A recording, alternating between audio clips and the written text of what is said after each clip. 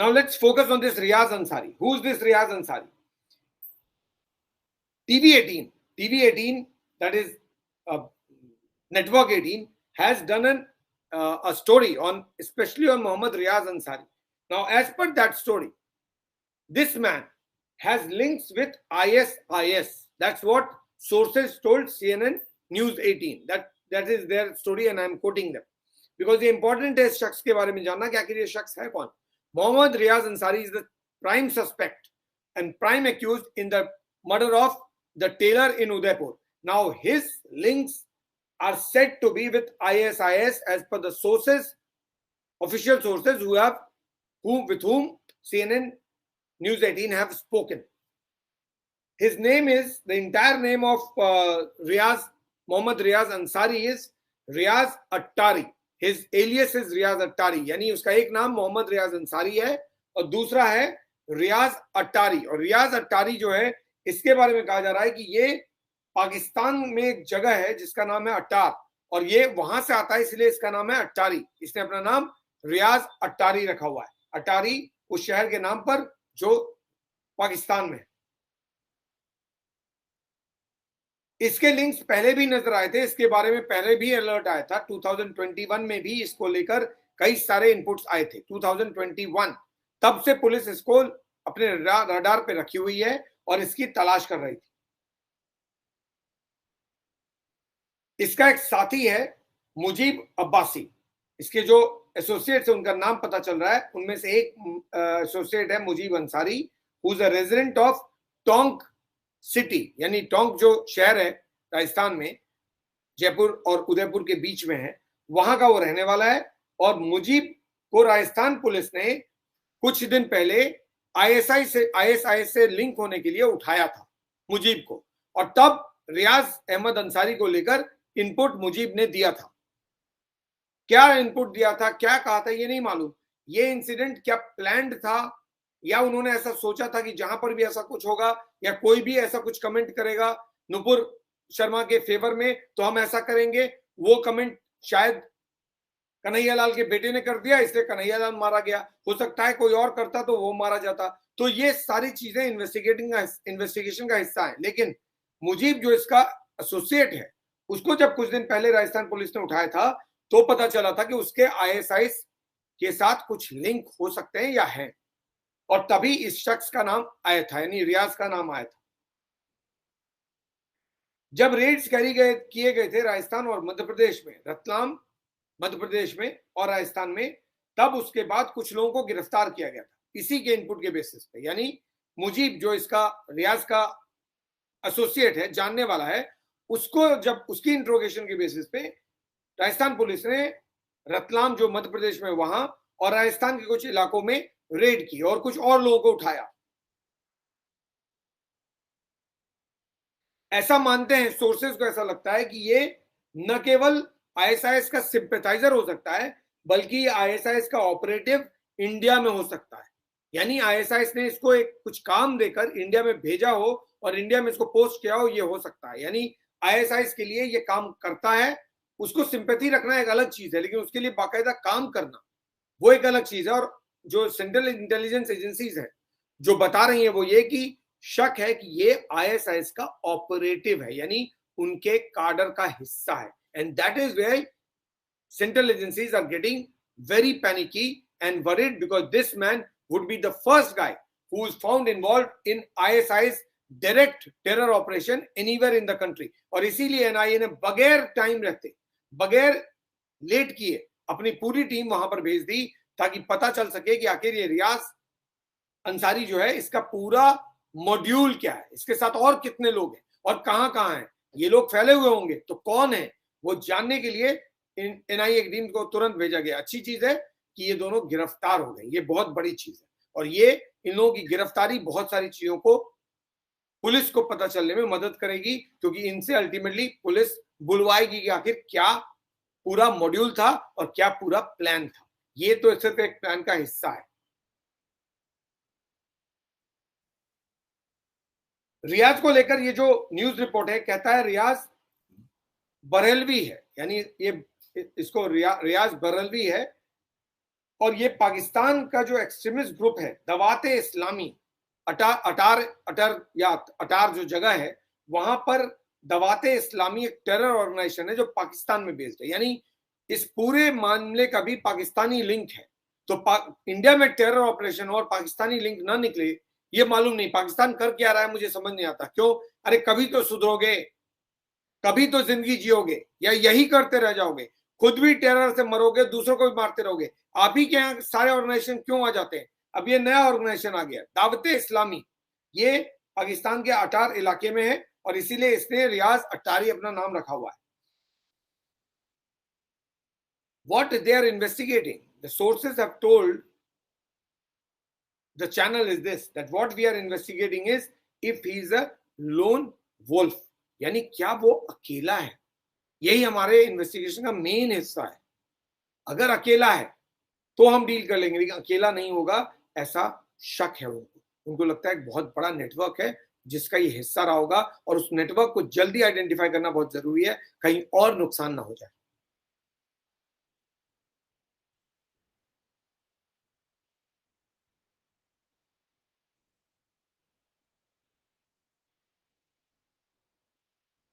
इस रियाज की इंट्रोगेशन अब बहुत इंपॉर्टेंट हो जाती है। क्यों? क्योंकि रियाज ही वो शख्स है। ये गौस मोहम्मद जो है वो तो ज्यादा कुछ नहीं जानता होगा, जो इन्वेस्टिगेशन के लहजे से या जो पूरे केस है जिस तरह से फोटोग्राफ बना रहा है या वीडियो बना रहा है उससे ऐसा लगता है कि ये उसका एसोसिएट जरूर है, लेकिन ये उतना इन्वॉल्व नहीं होगा जितना रियाज इन्वॉल्व होगा। सो रियाज इज द की मैन। इसी शख्स पे नजर रखने की जरूरत है क्योंकि यही वो शख्स है जो राजस्थान पुलिस और सेंट्रल इन्वेस्टिगेटिंग एजेंसी एनआईए को उन लोगों तक पहुंचा सकता है या सकती है जो और इसके साथ शामिल हो सकते हैं। वो मॉड्यूल पूरा सामने लाकर रख सकती है एनआईए इस शख्स के इंट्रोगेशन के बेसिस पे जो मॉड्यूल का हिस्सा ये शख्स है। क्या एक मॉड्यूल है, क्या दो मॉड्यूल है, क्या ज्यादा मॉड्यूल है, आखिर ये मॉड्यूल तैयार कहां किए गए, इसने ट्रेनिंग ली कहां, ऐसा इतना ज्यादा इसको क्या फर्क पड़ गया कि इसने इस तरह की चीजें कर दी, इस तरह के ऐसे कितने लोग हैं। ये सारी वो चीजें हैं जो इन्वेस्टिगेशन का हिस्सा है। ये एक हिस्सा है। दूसरा हिस्सा है जो सरकार को लेकर है। इंटेलिजेंस इनपुट आपके पास हो तो आप प्रोएक्टिव रहिए, आप स्लो मत जाइए। अगर आप प्रोएक्टिव होंगे तभी इस तरह के इंसिडेंट्स को प्रीएम्प्ट कर पाएंगे।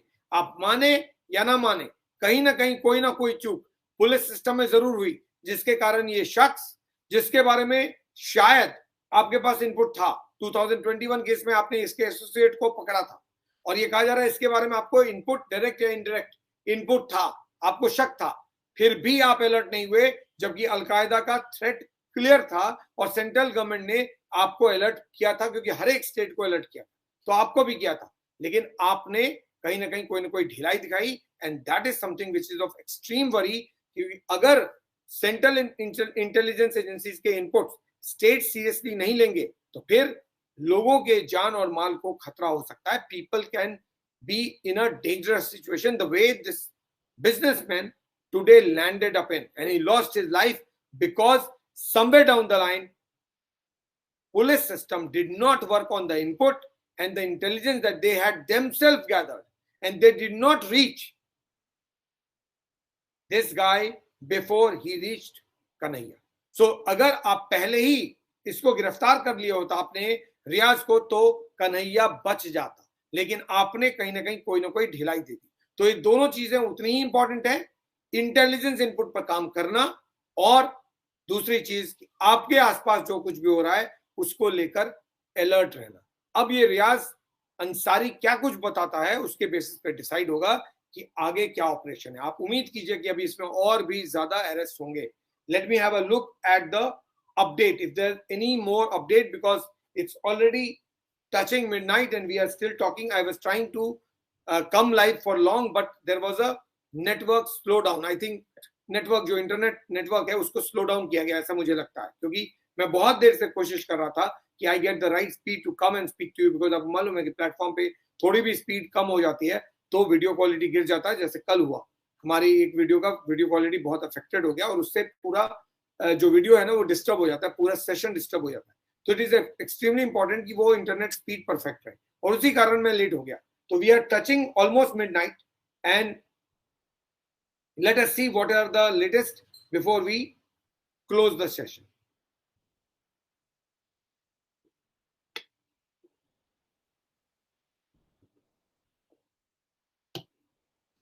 असदुद्दीन ओवैसी, उनका स्टेटमेंट आया. उन्होंने कहा बहुत ग्रूसम इंसिडेंट है, दिल दहला देने वाली घटना है, इसमें जितना भी स्ट्रॉन्ग एक्शन लिया जा सकता है वो लीजिए, लेकिन नुपुर शर्मा को गिरफ्तार कीजिए. उनके मुताबिक फसाद की जड़ नुपुर शर्मा है, नुपुर शर्मा को अरेस्ट कीजिए. न नुपुर शर्मा ने स्टेटमेंट दिया होता, न इस तरह की चीजें होती. अगर ऐसा ही होता ओवैसी साहब, तो बहुत सारे स्टेटमेंट बहुत सारे दूसरे देशों में दिया जाता है. क्या वहां पर भी ऐसे ही होता है?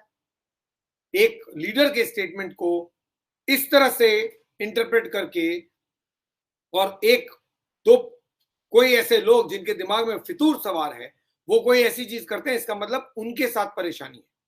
नुपुर शर्मा ने गलत बोला, नुपुर शर्मा के अगेंस्ट में एक्शन हुआ और नुपुर शर्मा इज आउट. इस तरह के स्टेटमेंट बहुत सारे लोग बार बार देते रहते हैं.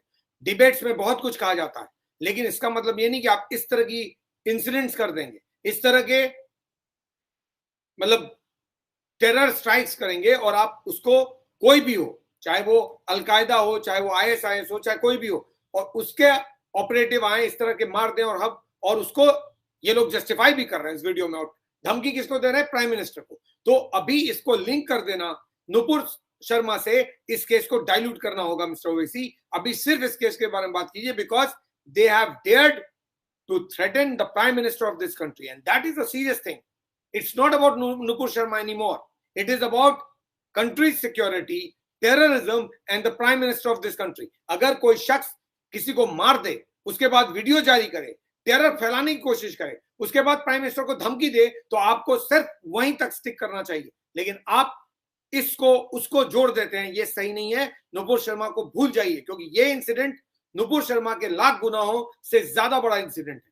नुपुर शर्मा के साथ क्या करना है वो पार्टी डिसाइड कर लेगी, कानून डिसाइड कर लेगा, लेकिन इन दोनों के साथ क्या करना है उसके बारे में बात कीजिए.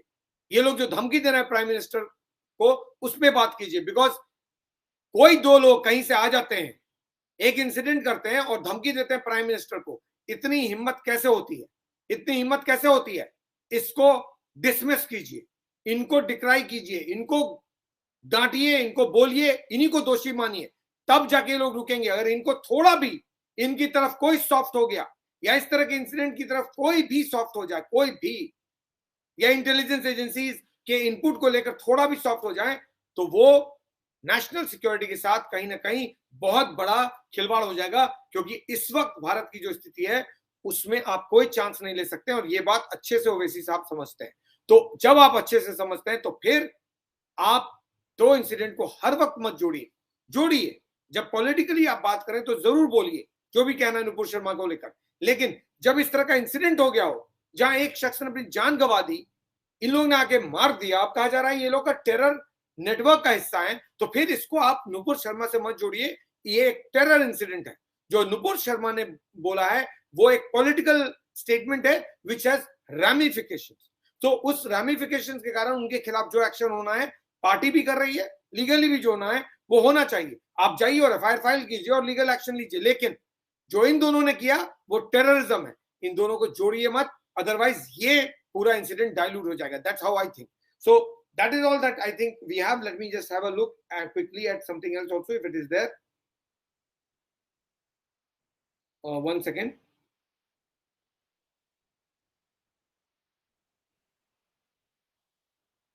No, that's all. Then there are reactions. I don't think reactions are of much relevance to us. We are not interested in who's saying what. Basically, everyone is saying that it is wrong, but then most of the people who are who have a problem with the policy of this government and the political party and others are linking it to Nupur Sharma. Some are not. Some are just talking about this. For now, it is important for people to be sensible, understand that there is a design to pull India down, and such elements will always operate if you give even 1% of laxity. तो अगर आपने कहीं कमजोरी दिखाई, चाहे आप BJP state हो या नॉन बीजेपी स्टेट हो, इससे कोई फर्क नहीं पड़ता. आप अशोक गहलोत हो चीफ मिनिस्टर या फिर आप शिवराज सिंह चौहान हो, आप दोनों को उतना ही अलर्ट होना होगा जितना बाकी चीफ मिनिस्टर. आप ये मत सोचिए कि आप अशोक गहलोत हैं, राजस्थान है तो यहां पर कुछ नहीं होगा. इस इंसिडेंट ने आपकी आंखें खोली होंगी और आपको बता दिया कि हम जहां भी कमजोरी होगी वहां स्ट्राइक करेंगे, और इन्होंने उदयपुर में स्ट्राइक किया। आज उदयपुर में कर्फ्यू लगा हुआ है, हालात खराब हैं, वहां पर टेंशन बहुत ज्यादा है, इंटरनेट नहीं चल रहा है। ये सब क्यों? अगर ये इंसिडेंट नहीं हुआ होता तो ऐसा कुछ भी नहीं होता। Udaipur would have been peaceful. So on that note, I take leave. Thank you so much for watching. Stay connected, stay safe, be alert. Don't let any kind of a rumors or anything affect you, because there will always be an attempt to incite sentiments and create disturbance. That's the design. इनका design भी वही है। पूरी कोशिश यही है कि इस तरह की चीजें कीजिए और कम्युनल टेंशन क्रिएट कर दीजिए। बिल्कुल मत होने दीजिए, क्योंकि ऐसे लोगों को हराने का सिर्फ एक तरीका है, इनको पकड़ो, इनको आइडेंटिफाई करो, इनको भीतर करो, इनको सजा दो, लेकिन आपस में बिल्कुल मत लड़ो, क्योंकि आपस में लड़ोगे तो इन लोगों का जो मंसूबा है वो पूरा होता है। ये अपने डिजाइन में सक्सेसफुल होते हैं, चाहे आप किसी भी कम्युनिटी, किसी भी रिलीजन के हो। इनका कोई रिलीजन नहीं है, इनका एक ही रिलीजन है, वो है टेररिज्म। और terror doesn't have any caste, creed, religion और colour, nothing. There is only one word called terror. और आतंकवाद और आतंकवादी का धर्म सिर्फ खून बहाना और आतंक फैलाना है, इसके अलावा कुछ नहीं। So on that note, good night, take care, stay connected. We'll be back tomorrow to talk about something more. Lots happening across the country. Maharashtra is still boiling. Let's see what happens in Maharashtra, but keep an eye on this story, because this is a developing story still. We don't know what is the network. Keep an eye. We'll be back tomorrow to talk something more important and much more relevant. Thanks a lot for watching.